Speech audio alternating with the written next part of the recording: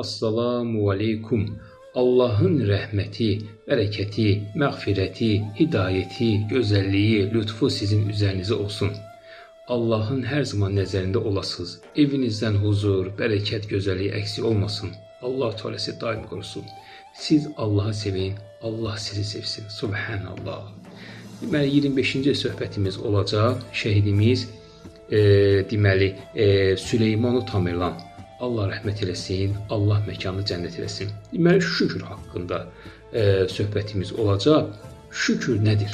Faydaları nələrdir? Şükür haqqında qısa, acizanə bir söhbət hazırladım. Allah Subhanahu taala inşallah söhbətimizi xeyirli etsin, faydalı etsin, bərəkətli etsin, gözəl etsin inşallah. Allah sizin hamınızdan razı olsun. Demək şükür nədir? Şükür Allahın nemətlərini tanımaq, onları dəyərləndirmək və Allah rızası üçün o nemətləri istifadə etməyi deyilir. Şükür budur. Elhamdülillah, çok şükür, həmd olsun Allah'a demək. Zaten bizim ömrümüz, gücümüz çatmaz şükür etməyə. Onu, o nemətlərin hamısını Allah Teala verə bilmərik. Amma sadəcə olaraq, acizanə olaraq bir qul kimi etiraf etməli ki, Allahım, mənim sənə borcum var.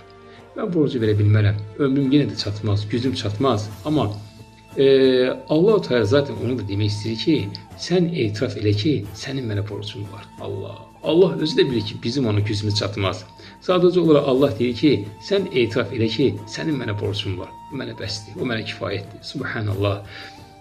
Deməli, İbrahim surəsi 7-ci ayədə buyurur ki, əgər şükür etsəniz, mən sizə nemətimi artıraram. Allah yalan danışmır. İnsan yalan danışar, amma Allah heç vaxt yalan danışmır. Deyir ki, sən mənə şükür elə, dua elə, mən sən nemətimi artırırım. Subhanallah, nemətim bərəkətlidir. Allah. Peyğəmbər Əfəndimiz sallallahu aleyhi ve sellem də şükür haqqında gözəl bir hadisə var. Demək, Ayşə anamızdan deyir ki, Ayşə anamız vaxt aşırı görərdi Peyğəmbərimiz çox aşırı ibadət edir, çox dua edir, çox şükür edir. Səhərə kimi namaz qılır, hətta ayaqları şişənə kimi Ayşə anamız Peyğəmbərimizə buyurur ki, ya Resulullah sallallahu aleyhi ve sellem, sənin dünya, ahirət, bütün günahların bağışlanıb, nədən bu qədər ibadət edirsən? Nə ehtiyacı var buna? Deyir ki, mən şükür edən bir qul olmayayım mı? Allah. Peyğəmbər bu qədər dua edirsə, bu qədər şükür edirsə, görün biz nə qədər şükür etməliyik, görün biz nə qədər dua etməliyik.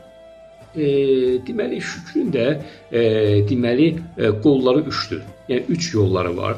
Bir dil ilə. Deyirsən ki, elhamdülillah, çox şükür, Allah həmd olsun, Allahım sən çoxsuz şükürlər olsun, həmd olsun sənə, çox şükür, ya Rabbi, içdən səmimi dua etmək. İkinci, bunu qəlb ilə. Qəlbində bilirsən ki, bütün nemətləri verən Allah Subhanahu wa Ta'aladır. Alan da Allah'tır, verən də Allah'tır. Allah həmd olsun, çox şükür. Üçüncü, əməl ilə. Bu isə sənə verdiyi minik neməti var, övlad neməti var, ailə neməti var. Bunu Allah üçün istifadə edirsən. Allahu Ekber. İşte ən gözəli də budur. Əməl ilə şükür etmək, Allah həmd olsun demək və onu əməldə yaşamaq və onu əməllə göstərmək. Allah inşallah söhbətimiz faydalı, xeyirli, bərəkətli etsin.